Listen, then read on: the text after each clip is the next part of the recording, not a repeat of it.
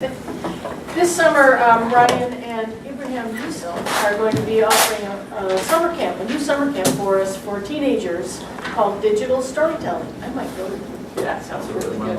So your specialties are nostalgic film, film studies, television studies, comic art studies, all fun stuff. Yeah, right? Right. Cultural studies, Yeah. Representations from the past in media, and zombie media. Yes. Wow, I think a zombie camp would be great. There you go. So today you're going to share a lecture with us called The State of Contemporary Nostalgia, How Media Asks Us to Remember the Past.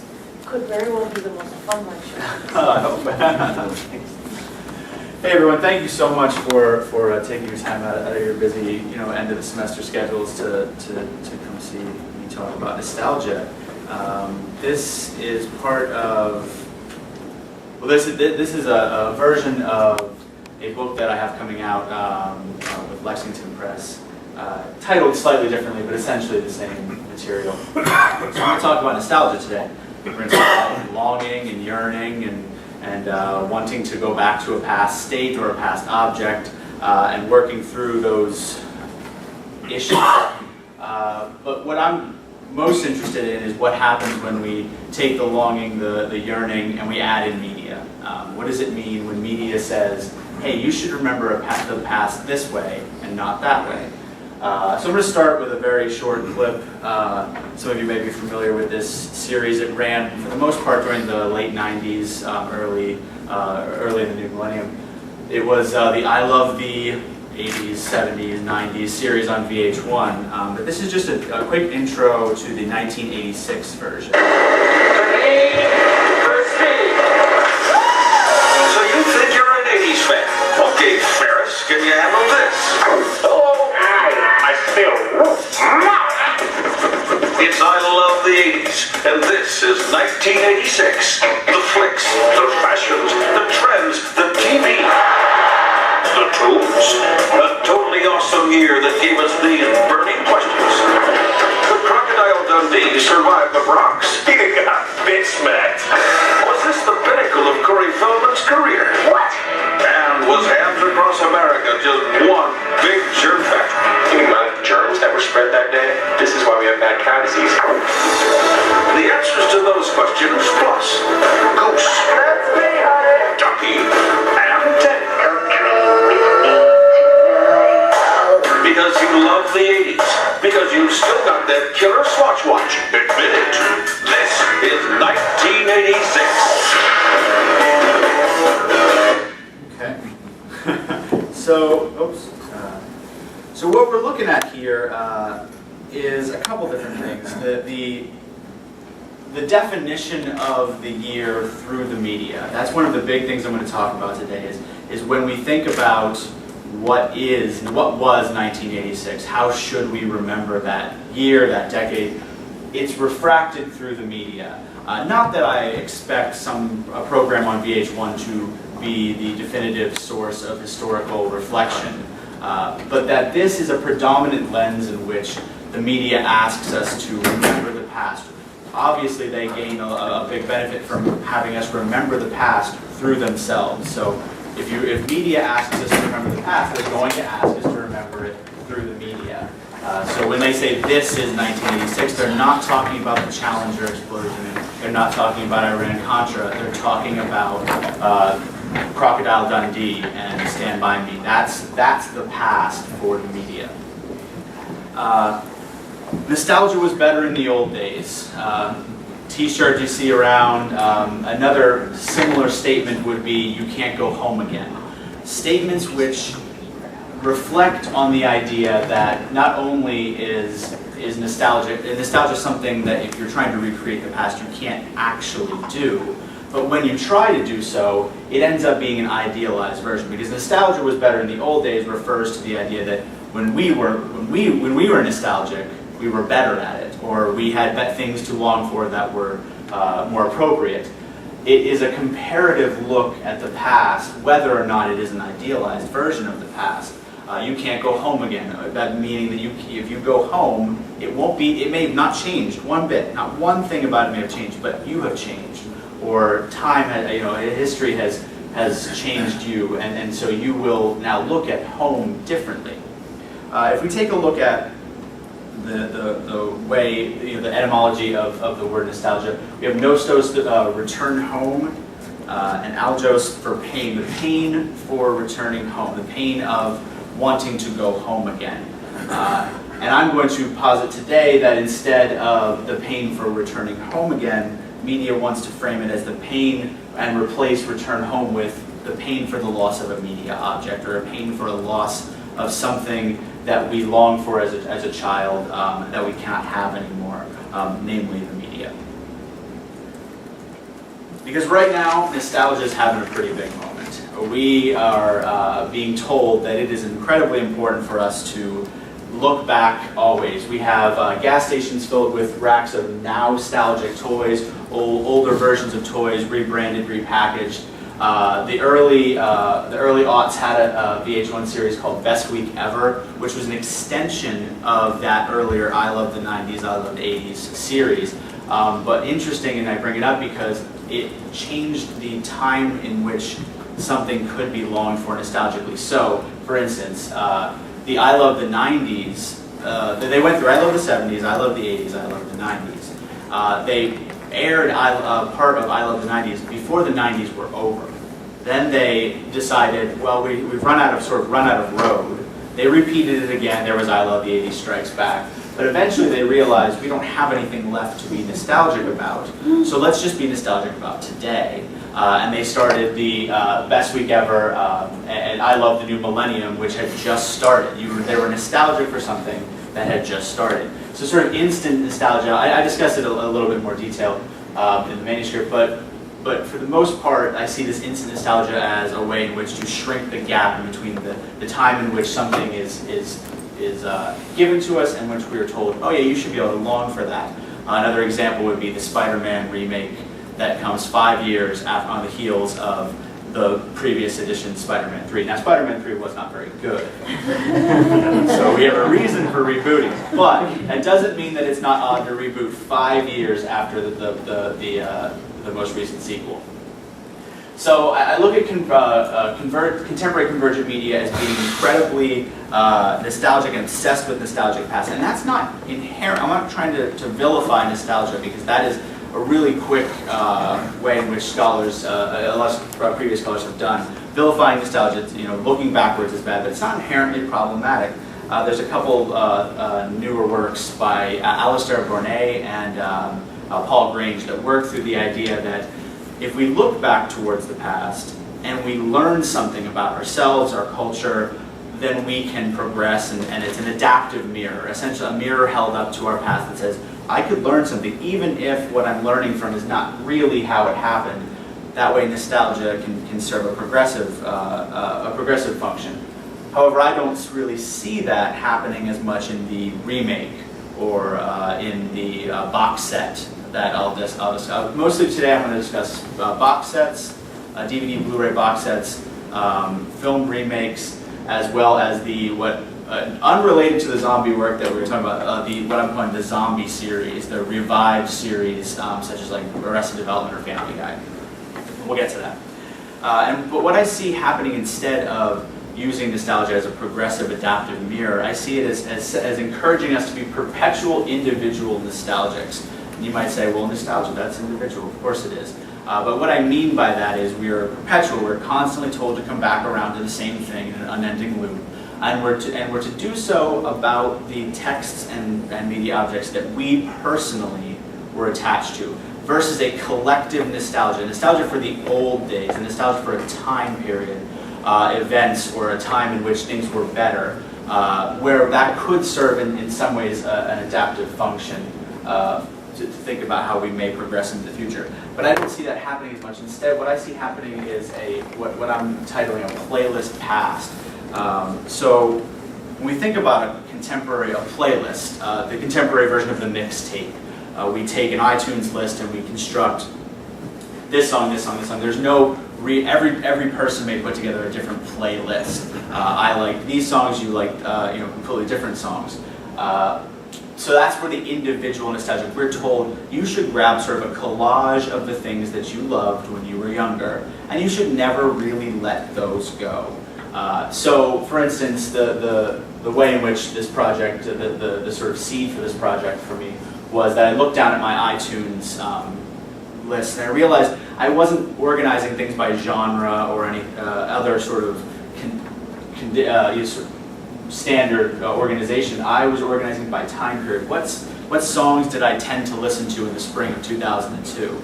And I was doing these as they were going along. So it wasn't like I have some kind of memory that I could look back 10 years later. It's not like I put the spring 2002 list together in the spring of 2012. That would be kind of crazy. So I was doing it as I was going along. But I see this as the way in which we're told we should probably, the way in which we're told we should remember our past is through a list of our own text, our own things that we loved as children, or any other important time of our lives. And I'd like to bring in this notion of Jameson's loss of a radical past. Jameson talks about the way in which we lose the ability when we work through these sort of postmodern, bringing the past forward into the present, we lose the ability to see the difference between yesterday and today, then and now. We can't differentiate the two, and when we do that, we lose the adaptive ability to say, well, maybe I can learn from yesterday. If yesterday was different, I should be able to learn from that.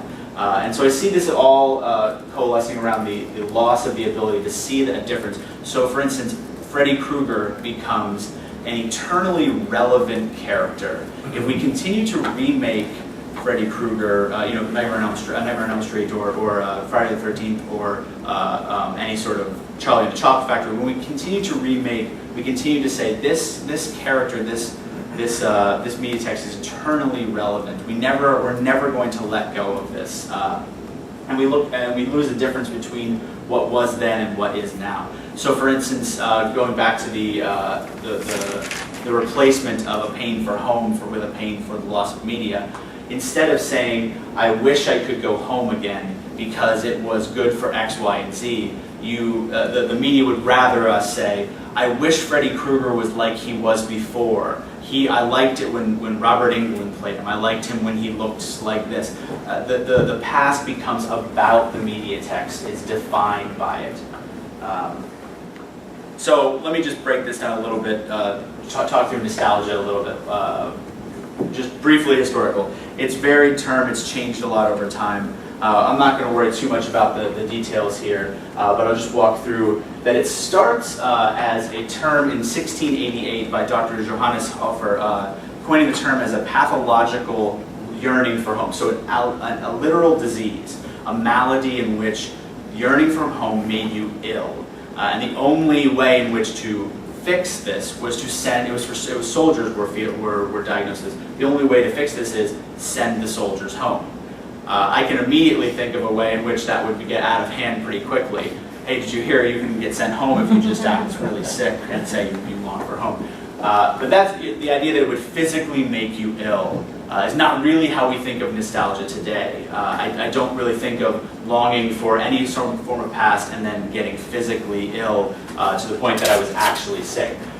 It loses its disease connotation through what Svetlana Boyev says is a separation from tuberculosis, meaning that what people thought was nostalgia turned out to be tuberculosis.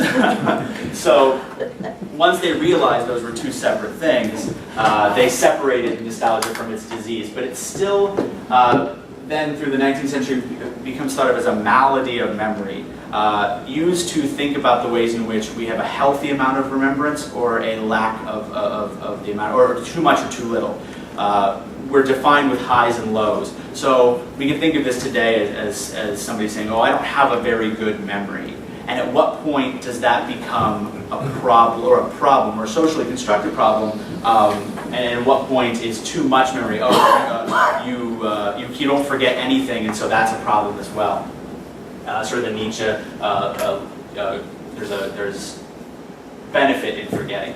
So it moves through this malady and highs and lows, and it reemerges in the early 20th century through Freudian discourse about its link to desire and drive. And that's where I'm going to talk about, in sort of the next section, I'm going to talk about using Freud's definition of nostalgia and yearning and drive, because I think it helps coalesce what we're talking about here in media. And eventually, like I said, I won't get too much into this. It gets postmodern. It starts exploding into what we see today.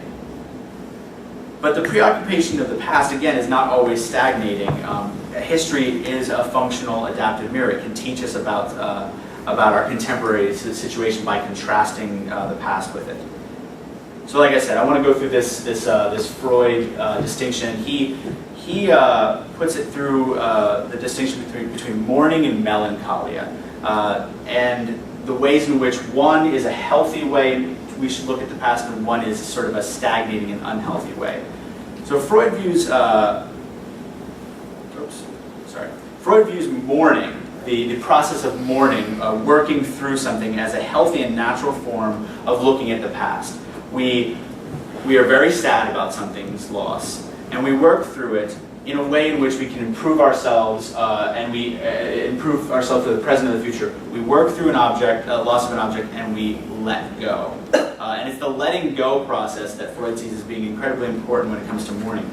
We don't continue to obsess and worry about the loss for the rest of our lives, because then that is, we'll talk about those examples in a second, that is what he views as melancholia. An attempt to recreate the past. So it's not just longing for a return to the past, it's an attempt to recreate the past and demonstrating the loss of capacity to adopt a new object of love. And just to make that easy, adopt the ability to move on. So in mourning, we can move on, we've worked through it. In melancholia, we have no ability to move on. So, refracting that through contemporary media, the remake of Total Recall does not ask us to mourn through. If we're really, really sad about the fact that Total Recall is one of our favorite movies, and we can only now relive it through a DVD, we don't release that object when we're given the remake of it. In fact, one of two things probably happens. Either we really love the new remake, reigniting our flames of desire and love for this media object, or we really hate it, which then just serves to reinforce our love for the original. Unless it's the new Indiana Jones, and then now I just can't watch the old ones, because sequels are kind of different. They change things a little bit. Versus, and this is just kind of a shorthand example, there's a lot of different emerging digital phenomenon that I think have a much healthier version of looking at the past. This is just one that is titled the Looking into the Past photos. There's really sophisticated digital ones that digital artists who manipulate images through digital means overlay old World War II images onto their contemporary locales. But there's also sort of the mechanical version of this, where you hold up an image exactly where it was. So they try to these images are judged on their ability to make it seamlessly see. So from the exact angle, try to take it exactly where it was. But this I see as a bit more of a mourning mechanism than a melancholia. So if a remake is melancholia, I think of this as being mourning. Whereas we're trying to directly compare the past to the present in a way in which we can learn something, or maybe even move on from the past by making this adaptive versus constrictive. So obviously, though, if we're talking about media producers, there's one important element we have to bring in here, is the money. When it comes to whether or not the media producers would like us to take a mourning stance or a melancholia stance, they don't want us to be mourning and letting go, because then that means they have to come up with new stuff all the time. They don't like to do that. So instead, they would rather say, well, I think you should keep worrying about that Total Recall movie. Wasn't that really? That was really good, wasn't it? Maybe we should just keep remaking it, repackaging it, rebranding it, and reselling it to you in new formats, new box sets, and completely new versions. There's an economic incentive to say you should desire the same text and brand for the rest of your life. So if indeed the tendency of media is to be melancholic, I see two big themes happening within that. If we call it melancholic, there's two big themes that pop up. One is the idealization of the past through either an erasure of the problems of the past, or through an indexing of the past through different means. So let me show you a couple examples here. So it's a little dark, but we have images from the first Harry Potter film, and this scene was also, these scenes were also narrativized in the book, obviously that came before the film. But this scene in particular, I think, stands in for the relationship between media and its contemporary consumer. Harry he stumbles upon a mirror that he later learns is called the Mirror of Erised, which is desire backwards, which is obviously a nod towards our Freudian discussion. But he sits transfixed in front of it, and he doesn't really know what's going on. He sees his parents in the mirror around him, loving him, and obviously he is the age he is right now today. But his parents were killed when he was a baby. So he later learns, when Dumbledore stumbles upon him and says, "Oh, Harry, you shouldn't do this. You shouldn't sit in front of this mirror. Men have wasted away in front of this." And he says, "Do you know what this is?" And he's like, "Oh, it just shows me what I want." It's like, not really. It shows you exactly the deepest desires of your heart. And for Harry, that is a life in which his parents had never died. It's not that his parents have come back. It's a life in which they've never been gone. And so that I see as a nice metaphor that we can use to think about the idealization of the past. When the past is brought back to us, not just in a remembrance manner, but in an idealized way. So if we take Harry Potter and make the leap down to Tron, the effects of the original Tron, good for the time. Let's not, they may look antiquated now, but for the time they were quite innovative. But compare that to Tron Legacy, a world that narratively tries to explain the jump in graphics, but narratively exists after this computer program that should have stayed relatively stagnant as it sort of learned its way to get better. The point being that this version is way more antiquated, and when we get the idealized version. So just as a shorthand, we're going to talk about release dates a little bit later. But for the most part, what ends up happening when a remake comes out or a sequel that is a reboot of some sort, the original is released on DVD, collector's ultra special edition, like a week before the new remake comes out. Maybe a week after, sometime right around there. Disney withheld the release of the original Tron because they knew that people kind of it's become a bit of a joke, a bit of a, that's something maybe we don't want to look back on. The original wasn't all that great compared to what they thought the new version would be. So instead of trying to remind us of this a week before the release, they decided instead to withhold it and just give us this idealized version of it. Star Wars example would be the prequels have better technology than episodes 4, 5, and 6. So like I said, we'll work through a little bit more of these issues with release dates in a few minutes, but this Tron example of the idealization of the past along with Harry Potter, I think stands in for that theme in contemporary media. We're given a version of the past, much like nostalgia often does with us, that is rose-colored glasses, that is idealized compared to what it actually was. And the other one is defining our individual histories with the mediated text. We aren't told to remember important events or to be nostalgic for eras. We're told to be nostalgic for the actual media itself. So this Karate Kid example, who's seen the new Karate Kid? You've seen the original, right? Yeah. So the Crane Kid, it's exactly what I'm getting. So Daniel is about to enter into his final fight. He's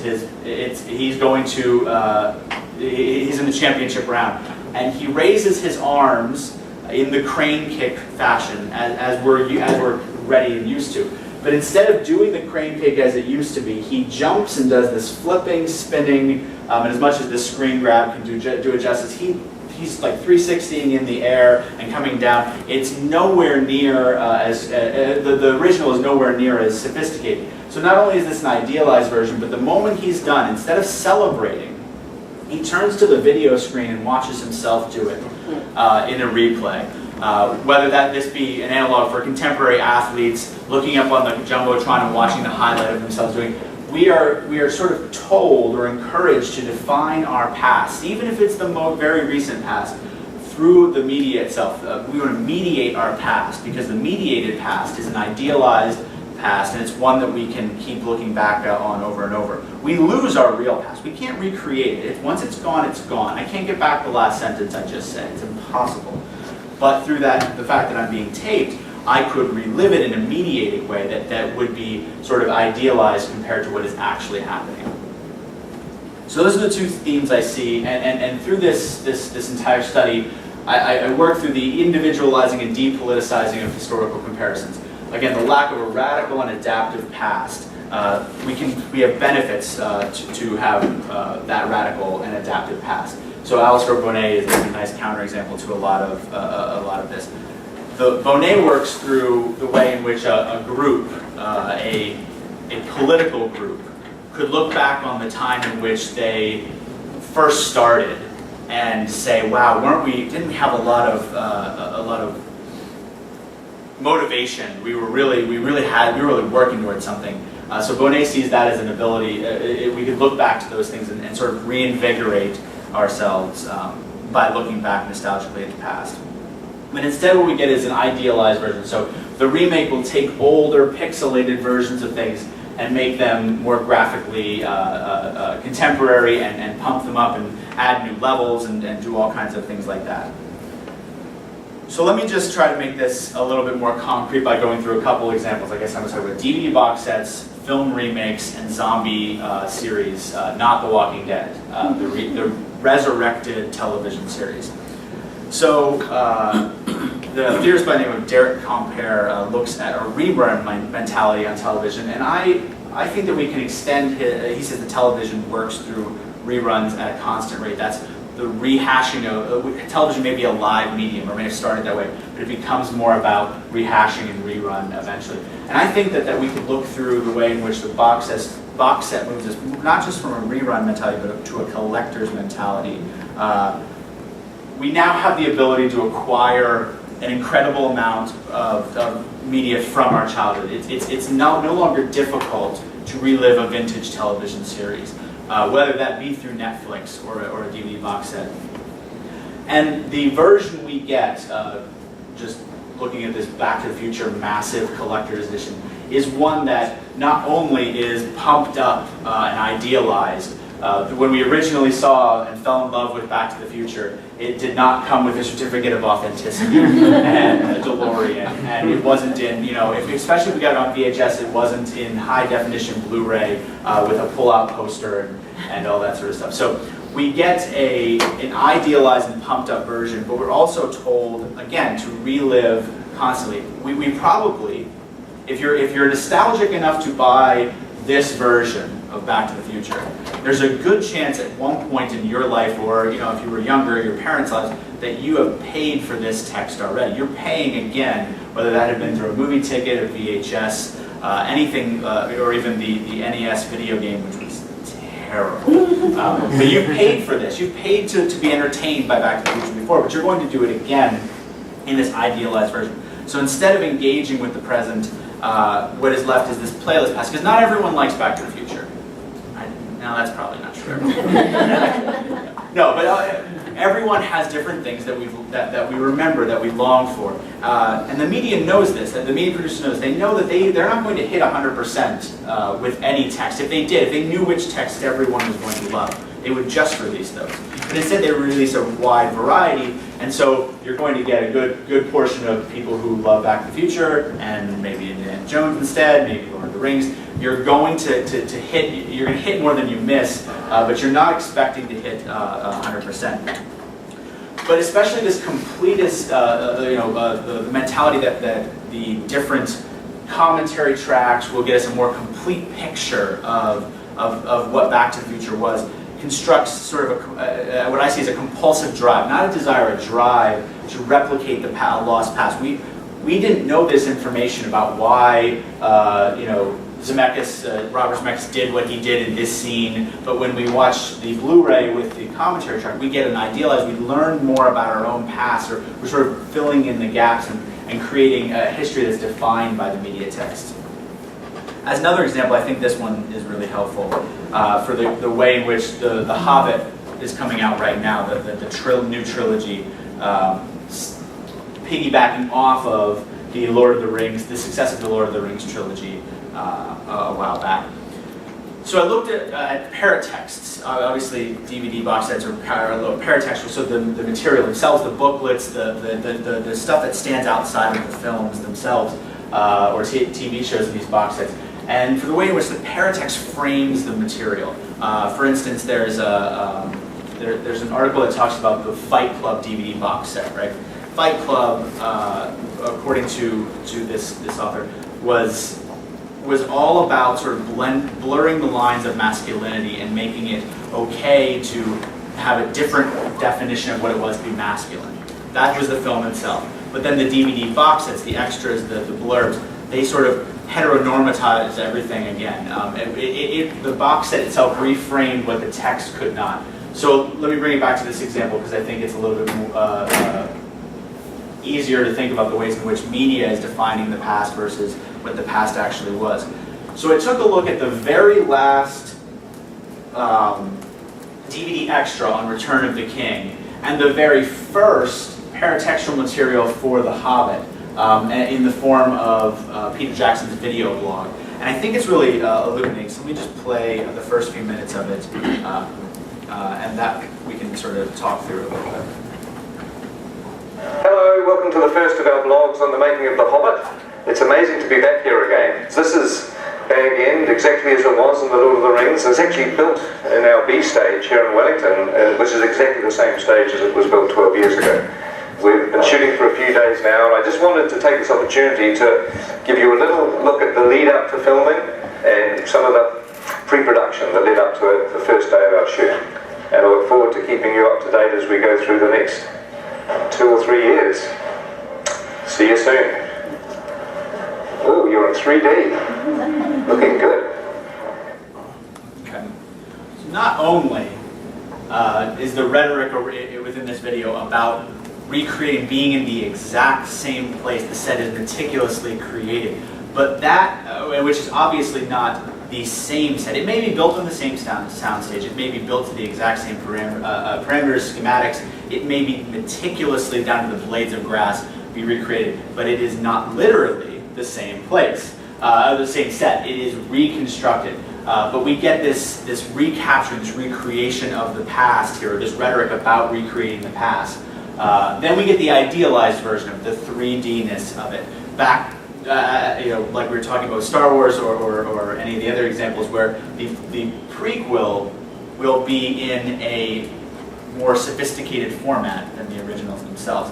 It will look nicer, it will look crisper and cleaner through this new format. The original Lord of the Rings, now they'll probably figure out a way to retroactively make them 3D and re-release them at some point, which will be its own issue.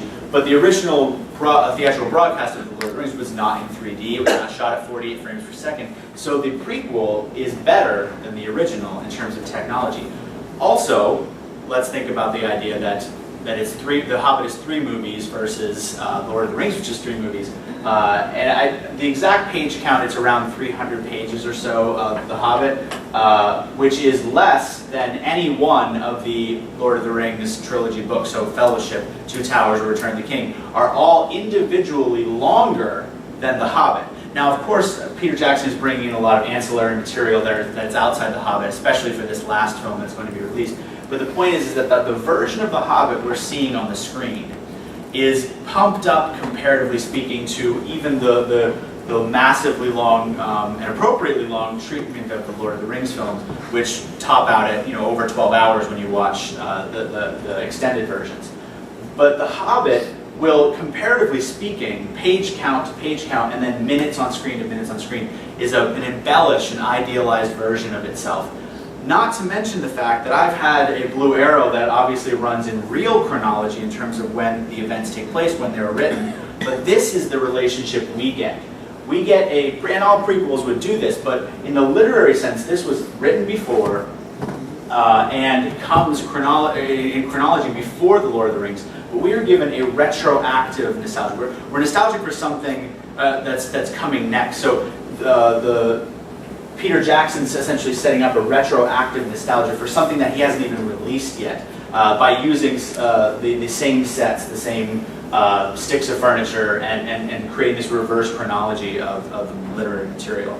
And like I said, it's very similar to the Star Wars, where the prequels have more advanced technology and are more reliant on computer-generated graphics, making it seem like the chronology would run from 4, 5, 6 to 1, 2, and 3, where in reality the narrative content is 1, 2, 3, 4, 5, 6, obviously, and then into 7, which I'm worried about, but that's neither here nor there.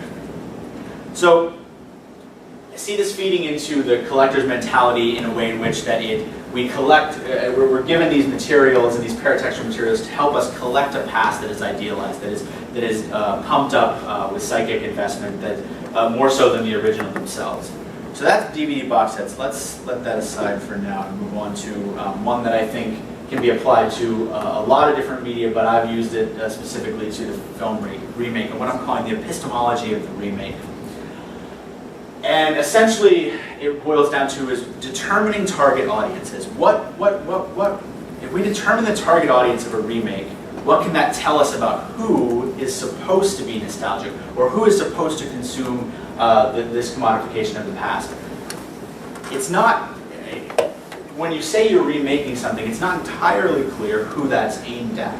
There's two obvious audiences that pop into mind. One is the audience that is nostalgic for the original, but seeing as how a lot of times people say remakes are not as good as the original, this could be a little bit problematic. So instead, you have the other audience of people, we're rebooting it. We want the new audience to come in, and I think studios want both. They're not crazy. They know what they're doing in terms of money. What I'm going to do is I'm going to set up a difference between the Psycho remake and any of the more contemporary remakes. We'll get back to that because I don't want to get your ire up about the Psycho remake. I know it was not bad. It was very bad. But there's a giant difference between what audiences and knowledge, what knowledge was expected of audiences in the Psycho remake versus, say, the remake of Friday the 13th in 2009. So, like I said, obviously, we're talking about the economics of the remake. It's about money. It's about trying to capitalize on tastes that have already been demonstrated. Signposts for rapid recognition is something that Todd Gitlin talks about. We're supposed to recognize it right away. Oh, I know that's a remake because of X, Y, and Z. I get that. Everything's recombinant, and as Theodore Adorno says, I like this because I know it. It's not because it's challenging me. It's not because it's critical. It's because I know it. But what I took to heart is what Janet Wasco's caveat in terms of political economy of the remake. It says we can't focus on just one medium. There's no way in which we can understand the whole of what the economic motivations of doing this kind of research by looking at only one medium. Instead, we have to look at the ways in which everything pulls itself together. So what I did was look at the cross-media promotions to see how they were exploiting the long-held textual love, and not just the ways in which the film itself does so. So, for instance, as I said, with the Tron example, when the Karate Kid is being released in June of 2010, we need to make sure to release or at least in terms of the media producers, it's advantageous to release the Blu-ray box set of that 1 month beforehand.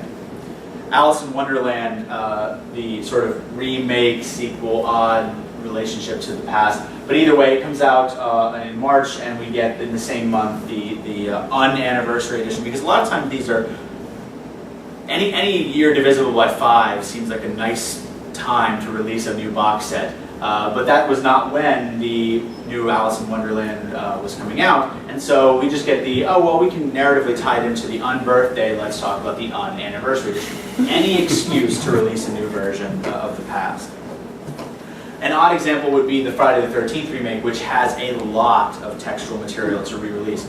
So, released on Friday the 13th, of course, in February of 2009.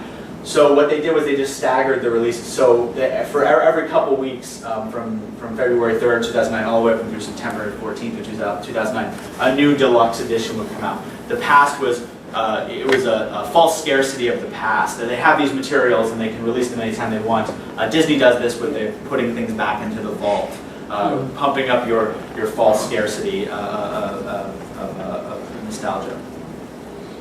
And then, like I said, Tron does the opposite, where it tries to withhold the past because it's a little embarrassed about it. So it withholds it and says, oh no, you should just check out Tron Legacy first. And then maybe if you're really into it, you can go back and check out the original version.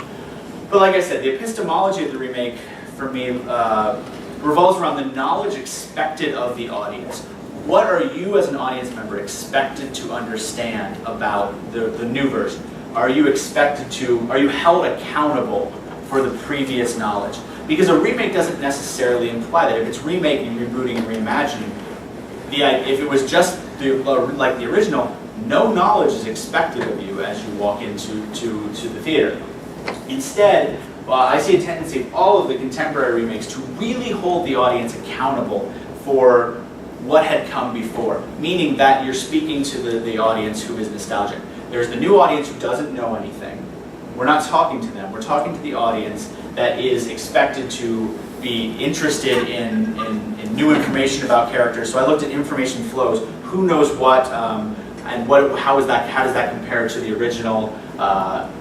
What did they add? What did they subtract? What did they omit? Because the omissions were key for me because that was what people already knew. You didn't need to tell me things about characters that I already knew. Meaning if you were talking solely to new audiences, you would have to tell me this information. Otherwise, how would I know it? Instead, by omitting a lot of key information, it appeared as a direct connection to who that we were talking only, these texts were only talking to audiences who were nostalgic for this. So let's go through some examples. So if this is the remake of Friday the 13th, what's the primary thing? Does anyone know the primary thing wrong with this picture? Something that shouldn't. Yeah. Is this the remake? Yeah, this is the remake. I mean, it's not like within the tree or anything. It's nothing. Nothing nitpicky. Is it that identical? Is it the fact that the killer in the first Friday the 13th was the mother? Yeah. So if they were actually going to remake Friday the 13th, Jason Voorhees should not be the killer. The original Friday the 13th, his mother is the murderer. So saying I'm remaking something and then completely changing the narrative tells me that okay, so we're talking about a series with many, many sequels. Jason's mother makes an appearance as the killer in only one of them. I'm not saying it was because that was an unpopular choice, but Jason Voorhees generated more income and sequels. So when they were going to remake it, they could do this. They could remake this. It probably wouldn't be as popular. It probably wouldn't be something that the audiences who were nostalgic would want to go see. We've got this. We know this information.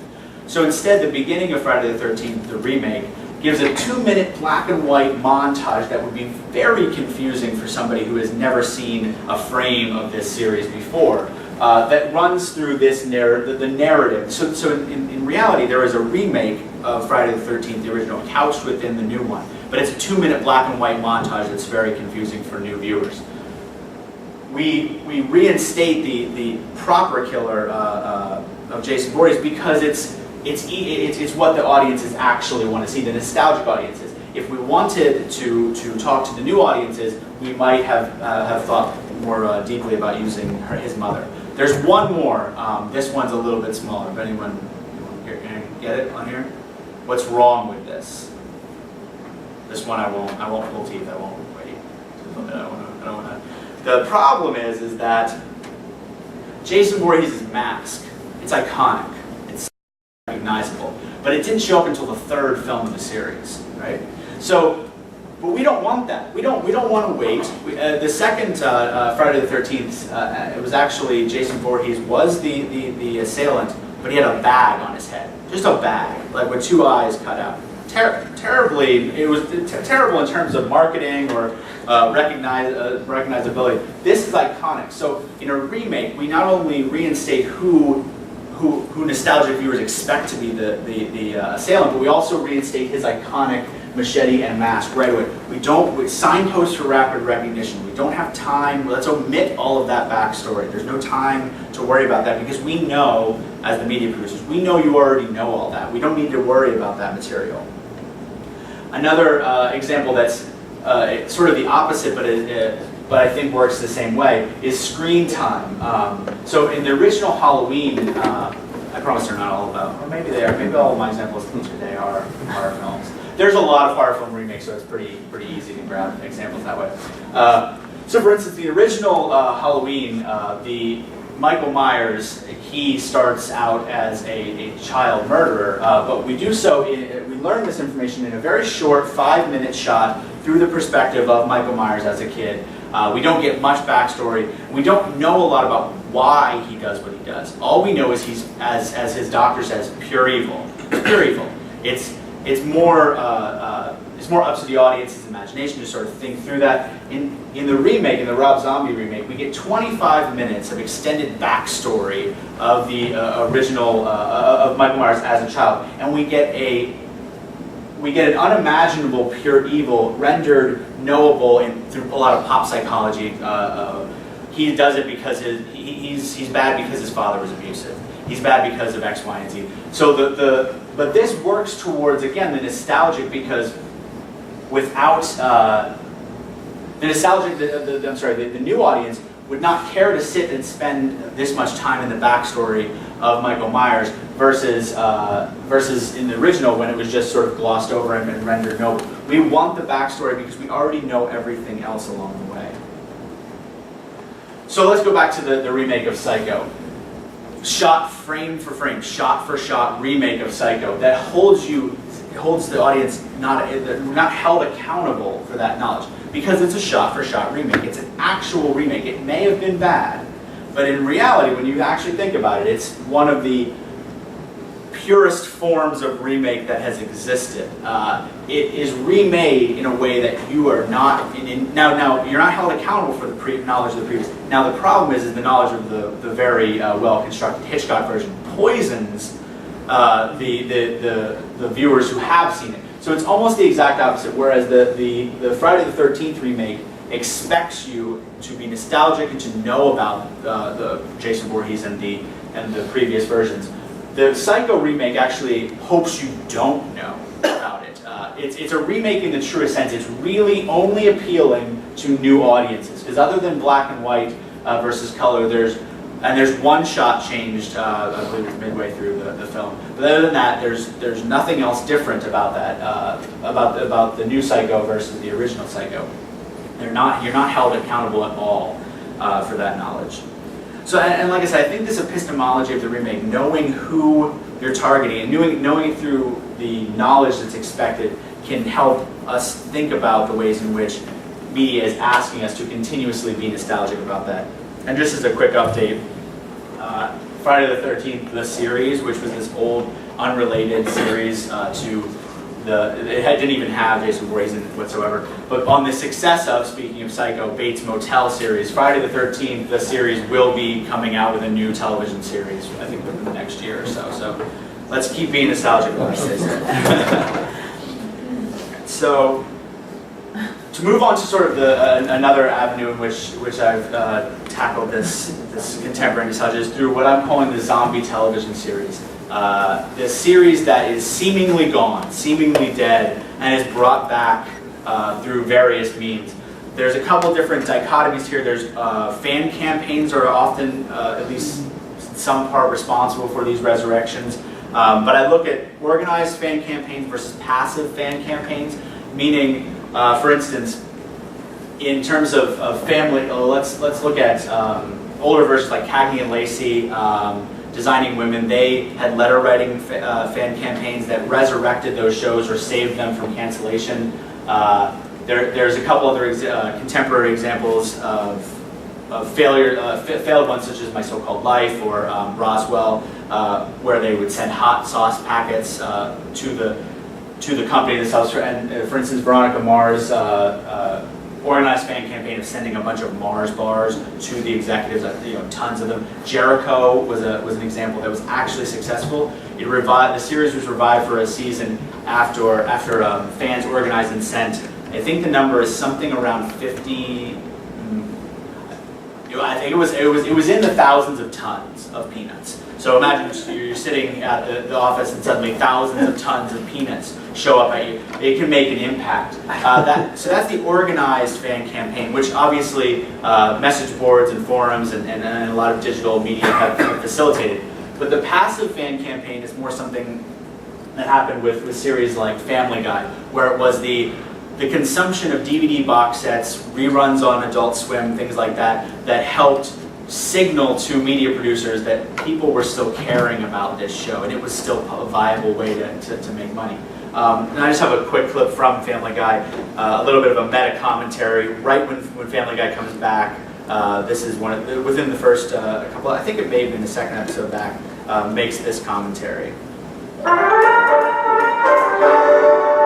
Everybody, I got bad news. We've been canceled. Oh no, Peter, how could they do that? Well, unfortunately, Lois, there's just no more room on the schedule. We've just got to accept the fact that Fox has to make room for terrific shows like Dark Angel, Titus, Undeclared, Action, That 80s Show, Wonder Falls, Fast Lane, Andy Richter Controls the Universe, Skin, Girls Club, Cranking Up, The Pits, Firefly, Get Real, Freaky Links, Wanda at Large, Costello, The Lone Gunman, A Minute with Stan Hooper, Normal, Ohio, Pasadena, Harsh Realm, Keen Eddie, The Street, American Embassy, Cedric the Entertainer, The Tick, Louie, and Greg the Bunny. Is there no hope? Well, I suppose if all those shows go down the tubes, we might have a shot. So, obviously, we're working through a little bit of a jab at their sort of biting the hand that feeds. Family Guy and Seth MacFarlane are bitter about being canceled, and so when they're given their second chance, they take an opportunity to take a shot at the person who gave them the second chance along the way. Shows that were canceled, that's every single show from the moment Family Guy was canceled until it was brought back. That came about and then was canceled. But this is a passive fan campaign, and that's where it gets a little dicey for me, because I look at the ways in which successful campaigns breed eternal nostalgia or eternal yearning for fan campaigns that have been heretofore unsuccessful. So when Arrested Development gets its season 4 on Netflix, which we'll talk about in more detail in a second, the fact that it is successful signals in an unconscious, a subconscious way to fans of other series who have yet to be brought back or resurrected. Don't lose hope yet. It's going to be okay. So we bring this right back into the mourning and melancholia distinction. Whereas a show that you loved that was canceled is gone, or you assume it's gone for good, it presents an opportunity, even in a mediated way, for nostalgia to function in a mourning way. You mourn through it. You say, I really loved that show. I'm really upset that it's gone, and I can let it go. But the moment we start seeing success stories pop up, you start thinking, maybe I was too hasty here. Maybe this can still be brought back. Even a decade afterwards, maybe I shouldn't have been so hasty to get rid of hope. And so mourning sort of is converted into melancholia. So let's talk about Arrested Development and the ways in which it comes about. Who has watched the new season of Arrested Development? Okay, I just didn't know how much. It's a very interesting, in some ways, commentary on contemporary televisual business practices, because Arrested Development is brought back on Netflix, not on network TV. And as such, it follows the Netflix release model, which, for those of you who are familiar with it, whether it be House of Cards or Orange is the New Black, these new series, it's released all of the episodes all at once. No, every week, tune in to Netflix for a new episode. If you want, you can binge watch this all at one time. And in some ways, that is appropriate for Arrested Development, because Arrested Development works as a passive model. It was a little bit of an organized fan campaign, but the successful one was a passive one that had to do with DVD sales. And in the DVD, the mode of viewing is, I can watch any episode in any order, and over and over. If I don't like episode 4 of season 3, I can just skip it. I don't have to watch it.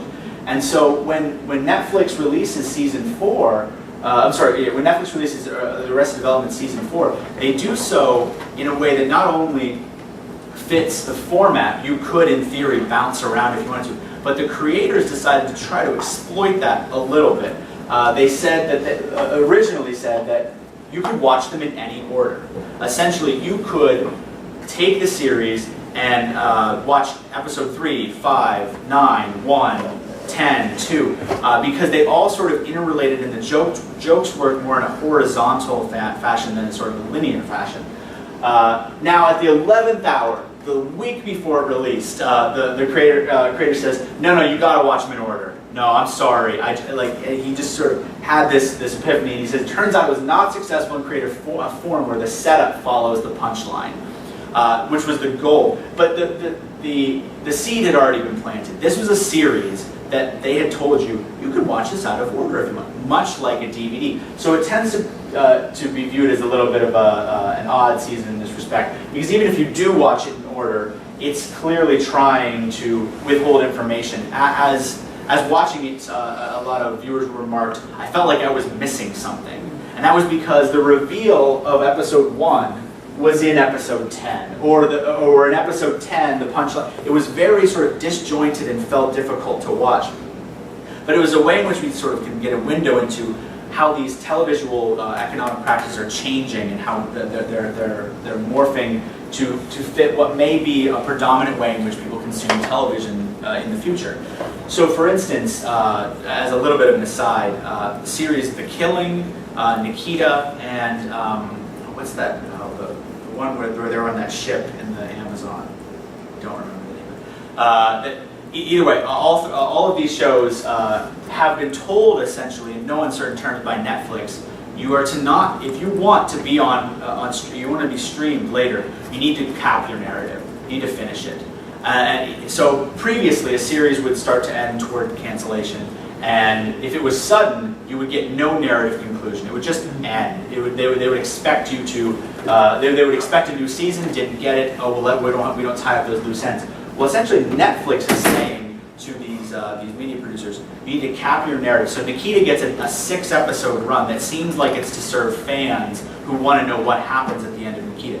It's really to serve Netflix. It's really so that Nikita, 5 years from now, is a viable Netflix streaming property. The same thing goes for The Killing, where capping the narrative is about Netflix and the ways in which it will change how series are viewed later.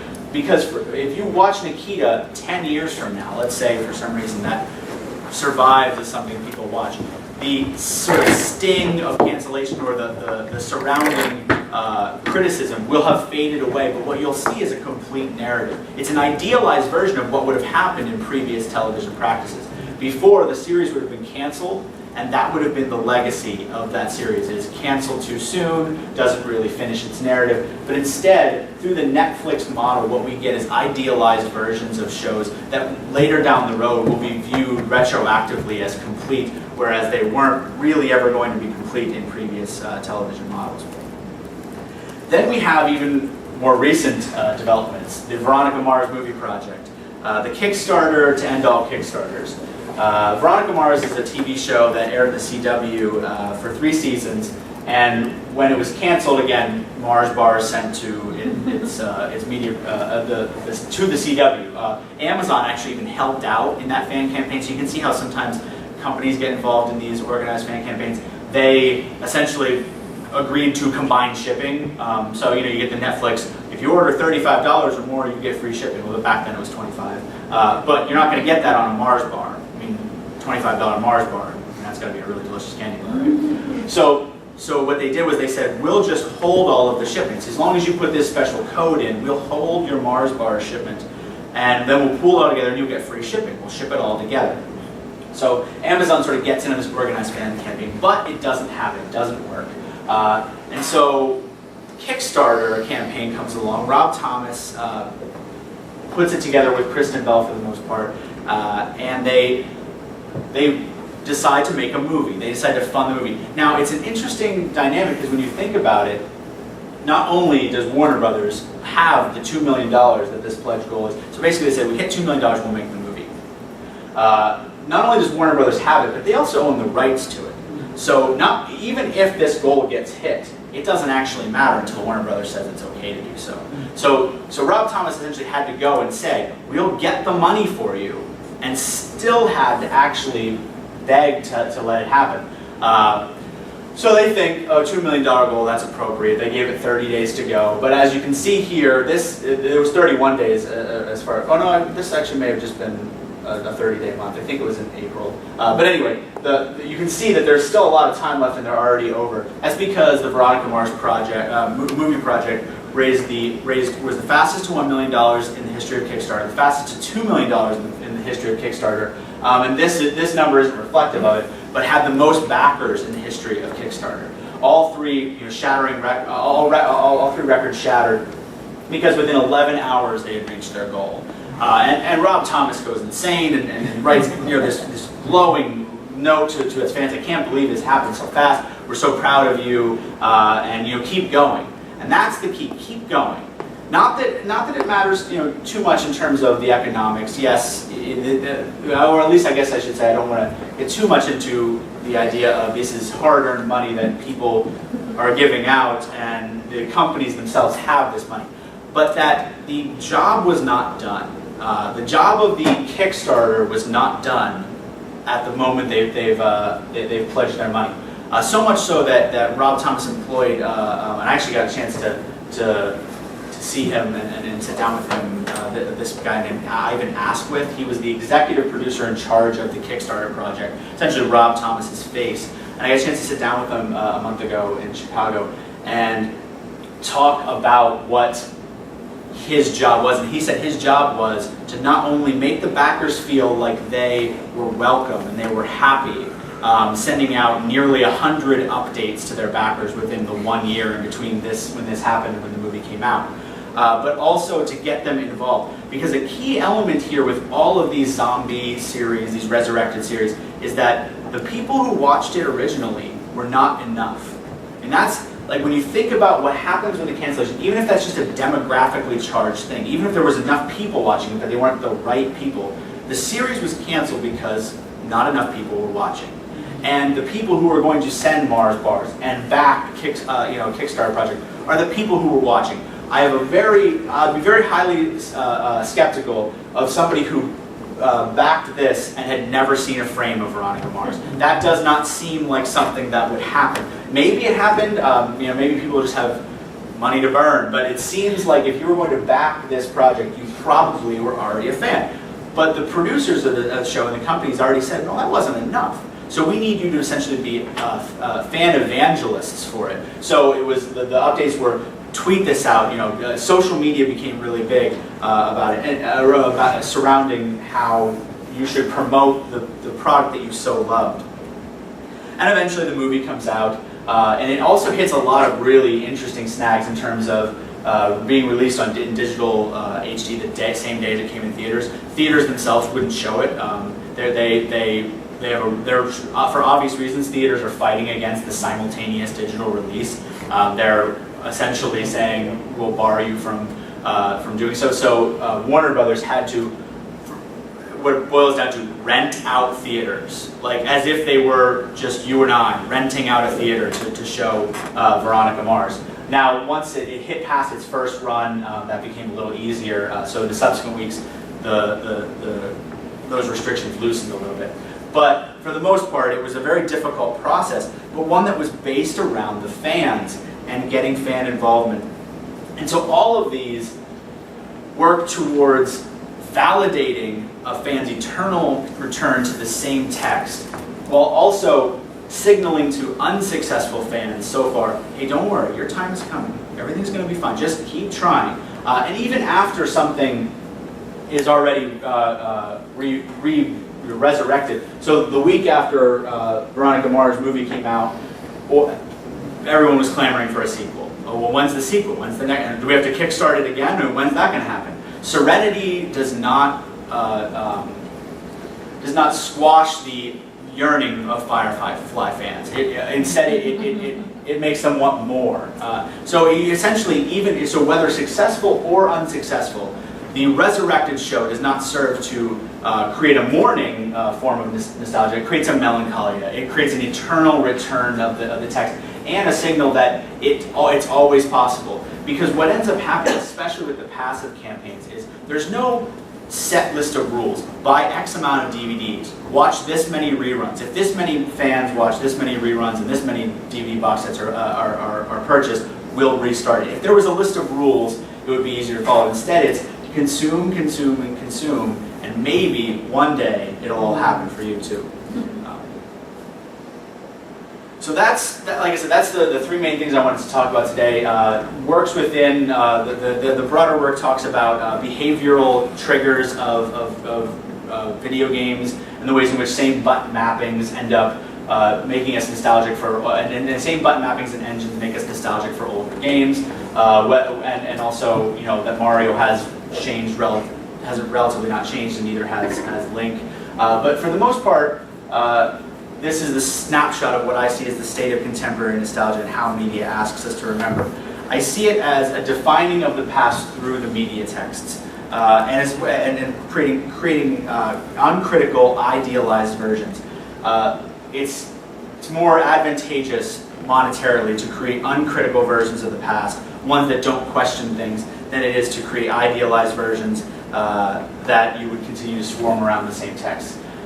So I'm not saying that this is actually how people feel, just that it's how media encourages us. I'm not saying we are all perpetual individual nostalgics or unable to focus on the present or future, myopic gaze backwards, but the media wants us to be, and they would really, really appreciate if we continued to be so. And like I said, I'm just contrasting this to an engagement with a collective past. So a yearning for a past that is adaptive, discussion-provoking, is about our culture and about who we were, or even who we were as an individual, just not refracted through the media. I'd love to hear questions or thoughts.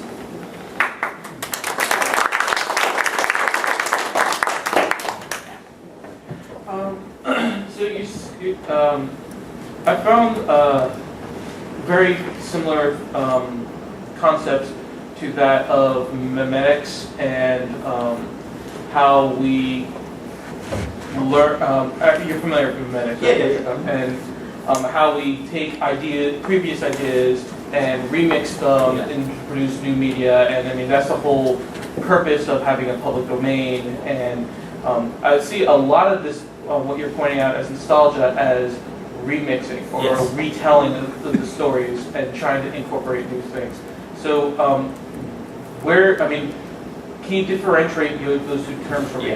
Both your nostalgia term and mimetic. I would differentiate it, especially with what you're saying about the ability of today we have the ability to do all kind of remix culture, but I would differentiate it in terms of when we don't have the control to do it, when it's the media producers themselves who are doing it for us. Essentially, you're right. I think that the memetics and the remix culture are all factors in here, but I think that it's I definitely wouldn't think that a YouTube mashup that some user put together, made in some way to make some kind of commentary, is even close to the same thing as the Friday the 13th remake, because that was controlled. It was sort of prosumer, an ability for them to create something on their own versus something that was given to them and said, this is how you should remember, versus something that they actively wanted to do. Yeah. But couldn't you say that the creators in the media industry perhaps had some sort of feeling of nostalgia and they wanted to recreate or revisit this? Yeah, you're right. And in fact, like when sitting down with Ivan Asquith, or and thinking about the ways in which these media producers, when they talk about these texts, they're not saying like we're really going to stick it to them by doing this, like we're really going to take the money from them. So I think you're right. I think the individual producer will probably say like, no, I just really like, especially when you get these remakes, you'll like a lot of times the rhetoric around it is whether it be the Spider-Man remake or Rob Zombie's Halloween, is like the creator really loved that tech. Like they have a cachet. They say they essentially show their fan card at the door and say, no, see, I was really a big fan of that. So I definitely think you're right that distinction is important to make. Is that the individual media producer probably has less sort of malicious, motivation behind it. They probably actually do think that they are doing something. Go ahead. This is getting me thinking a whole lot. It's fantastic talk, by the way. What would you say, or would you see potential for some engagement between this kind of study of media and media's effect on consumers and a more critical look at historiography? I mean, this is the sort of thing that, on one hand, motivates me to get up in the morning, and on the other hand, really frustrates me. In a history class, the American Historical Association used to review films like, oh my gosh, the mission is terrible because people love it, but it doesn't really teach you about Brazil in the 1700s, etc. And they pulled back about 10 years ago and said, we need to start learning from people like you in media studies and really think about how media shapes our perception. And as an organization, endorses all sorts of really great work in seeing just how media shapes people's conceptions of history, because it's a real losing battle. People are learning their history at the movies and on television, sometimes in fictionalized versions and sometimes in pseudo-documentary versions, like the History Channel. Could you see some potential either in research or maybe even in sort of planning coursework for students in having them contrast the encapsulated narrative version with, it doesn't sell. I admit that. That's one of historians' big problems. History is messy. There are a lot of loose ends, these sorts of things, but footnotes where the action is. Yeah, absolutely. And so I didn't mention him here, but one of the scholars who really influenced me is Robert Rosenstone, who talks about how a film may not be accurate, but it carries a different kind of information load, and that it's the affective connection to a past that can be developed through the film. I sort of side with him in saying it's not that it would stand, and maybe it's sort of speaking exactly the way you're saying, it doesn't stand as a substitute, it stands as a supplement. It's almost like saying the old conception might have been, in a history class, showing Schindler's List at the end of a unit on the Holocaust may have seemed like, we shouldn't trivialize that by showing a movie, but it can sort of work hand in hand. So it I do has to be used really carefully. Right. Because I use Schindler's List, which is a great example. But then, how quickly do you get to Inglourious Bastards? And the ways in which that does a completely different work in that respect. Yeah. I was wondering if you've given any thought to applying this model to nonfiction events, to past news events, and just thinking through reality-based things. Yeah, no, I haven't, but I like that sort of. Do news broadcasts or newspapers that encourage mourning? Do they encourage melancholy? Because I think that really is a crux of is it comparative or is it just uncritical? And I think that's 50th anniversary of JFK's, that kind of stuff. And no, I haven't. Bring back all of that might be a productive contrast. Yeah. Do you see the potential at any point for it to kind of nostalgia kind of peter out? At what point do we look back and what we're looking back on is remakes and revisions of things from even before that? I absolutely do. One of the things that I think is key is that this is very cyclical, and that times of strife tend to create more nostalgic. At least a lot of theorists talk about time of strife. So I see post. I hate to go back to sort of an old, easy target, but a post 9/11 world was a really easy place to fit nostalgia. It was really easily marketable. So the first decade of this millennium was sort of an easy mark. But even just looking at the numbers, the amount of remakes that's being produced is not going down, but their sort of ability to crack the top 100 films of grossing per year is decreasing. So I don't know yet whether the media producers realize it, but I think the public is waning a little bit on it. And it could just be anecdotal. It could have just been in 2013 and 2012, there just weren't very good remakes made compared to 9, 10, 11, when a lot of them consistently cracked the top 10, the top 20. Last year and the year before, it was a little bit more. You can see the fatigue working in. So I think it's a key thing to sort of monitor, but I think it's a cyclical kind of thing. And to piggyback on that comment, I believe that we'll never get unnostalgic, or we'll never stop remixing, because I think that's part of how we. Yeah, this isn't new. Yeah, this is we've always done this. We've always retold stories. We've always put our own spin on it. But if I remember correctly, you kind of portrayed like there were two types of nostalgic remakes of those movies. You were saying there was the one that was frame for frame remake with Psycho. Yeah, which then you're there not a was lot like that, but yeah. And then there was the reboot. Yes. Reimagining, sometimes they call it. Reimaginings. I was thinking thinking of other forms of characters and stories that have been rebooted, and I started thinking about Sherlock Holmes. And Sherlock Holmes is one of the first literary characters that's been just retold over and over and over and over and over again. So where do we find something like, I'm forgetting the director's name, the Robert Downey Jr. movie? Oh yeah, I don't. So I mean, that is, telling it kind of close to the original source material, but then remixed. Right. But then comparing that to like the PBS Sherlock series, which is a modern retelling. Or even House, comparing to House. Or House. Yeah. It's like all these there seems to be a lot more distinctions, a lot more factors playing into the remixing of these characters. I think you're absolutely right. I mean, I think you could apply the epistemology of the remake, but I don't think it would be as fruitful in a text that has such a rich and long history like Sherlock, or like a character like Sherlock Holmes, because you're going and one that not even if you haven't read short stories or things like that, you probably have a good familiarity with the character. So I think that's a really important distinction in terms of that specific brand, or brand if you want to call it a character. I think that individually the remakes definitely have their diversity in terms of how they approach the consumer. I just see it as more of a trend. Like, I think you're right. I don't know how I would attack or how I would examine that, because there's so much of a rich history to it, or House, or Elementary, or any of that sort of stuff. It would be a difficult. It would be such a behemoth to grab a hold of. It's a tough example on that one. Yeah. Just piggybacking on what you're saying and trying to address the question. Yeah. And again, I may be in left field No. but one of the things that strikes me about the nostalgia and about the themes in the nostalgia, it relates very well to Jung's archetypes. Yeah. And it could be that those archetypes are what dictate what people become nostalgic about, number one.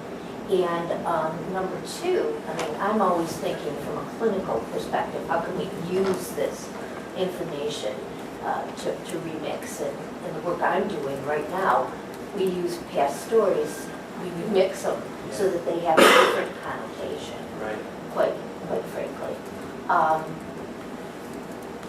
So that was my comment. Oh yeah, no, and I think that piggybacking off of this isn't new, is that the desire to tell similar stories, the same story, is something that's ingrained in us as human beings. We narrativize our lives in ways that we sort of fit it into already. I mean, if we go back even to the monomyth idea, like what isn't part of that, and it's almost easier to come up with examples that it's way easier to come up with examples that do follow that than it is to find one that doesn't.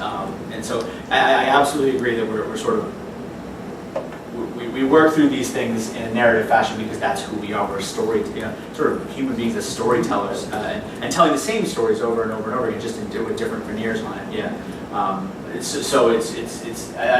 definitely don't think this is new. I just feel like it's more of a trend.